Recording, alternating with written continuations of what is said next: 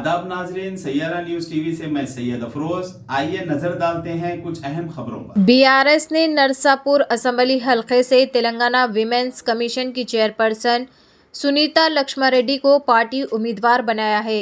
Party सरबराह व chief minister के चंद्रशेखर राव ने नरसापुर असेंबली हलके के उम्मीदवार के तौर पर सुनीता लक्ष्मारेड्डी के नाम का ऐलान किया।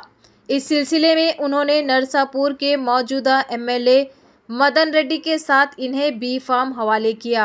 इसी मौके पर पार्टी ने मदन रेड्डी को, जो फिलहाल नरसापुर एमएलए की हैसियत से खिदमत अंजाम दे रहे हैं, को आइंदा पार्लिमानी इंतखाबात में मेदक एमपी के उम्मीदवार के तौर पर मौका देने का फैसला किया। ये फैसला बीआरएस पार्टी की कवर कमेटी ने किया है। इस मौके पर चीफ मिनिस्टर के चंद्रशेखर राव ने कहा कि मदन रेड्डी एक सीनियर लीडर है जो पार्टी के आगाज से मेरे साथ मौजूद है।